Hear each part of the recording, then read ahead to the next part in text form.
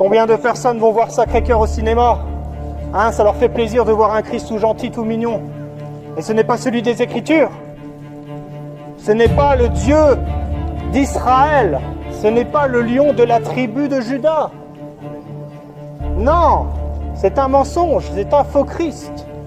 Comme celui de The Chosen. Toutes ces abominations, on se moque de qui? Jésus-Christ est le souverain de l'univers. C'est lui qui a créé toutes choses. La parole était auprès de Dieu au commencement. Et elle était Dieu. Elle s'est détachée du monde pour venir dans les ténèbres. Mais les ténèbres, les hommes ne l'ont point reçues. Car ils ont préféré les ténèbres à la lumière. Ils ont préféré Satan à Dieu. Mais maintenant, le piège, c'est de croire que le salut est dans les systèmes religieux. Le salut est dans la Vierge Marie. Le salut est chez les évangélistes qui remplissent des stades. Mais le Saint-Esprit n'est pas là. Le Saint-Esprit n'est pas dans la multitude et dans la damnation. Il est dans les petites gens. Il est dans les pauvres qu'on regarde en les méprisant. Il n'est pas, c'est toutes ces personnes, ces super pasteurs comme ils s'appellent. C'est terrible de voir ça. La condamnation est proche. Et il y a deux choses à retenir.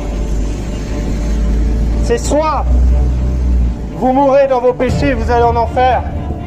Soit vous êtes encore en vie jusqu'à ce que le Messie revienne. Mais je peux vous assurer que ce ne sera pas une partie de rigolade. Ses vêtements seront tachés du sang de ses ennemis. Le fils de David, Dieu lui a remis tout entre ses mains, jusqu'à ce qu'il fasse de ses ennemis son marchepied. Le fils du Très-Haut, l'agneau de Dieu qui ôte le péché du monde. On est très loin du Jésus hippie que nous vend ce monde. C'est une abomination. Que cette parole soit entendue à travers Besançon, qu'elle résonne. Repentez-vous avant qu'il ne soit trop tard. Changez de voie. Tournez-vous vers les Saintes Écritures. Commencez par l'évangile de Matthieu.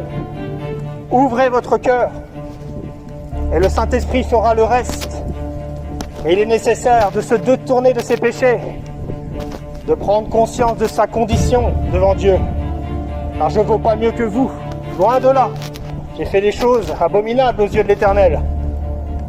Et pourtant, par sa grâce, il m'a racheté des ténèbres, par son sang versé sur cette croix. Tout le monde met des croix partout, mais personne ne réalise le sacrifice. Qu'est-ce que ça représente?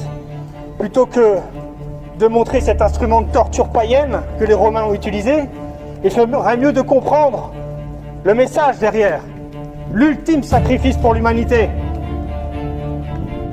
On ne réalise pas que Dieu s'est humilié en la personne du Fils, qu'il a revêtu un corps de faiblesse comme nous dit Paul, et qu'il a été crucifié et maintenant il est assis à la droite du Père, dans les lieux célestes. C'est ce Dieu que je sers. Peu importe ce qu'ils disent, on continue. Cette parole ne sera pas étouffée. Bien au contraire.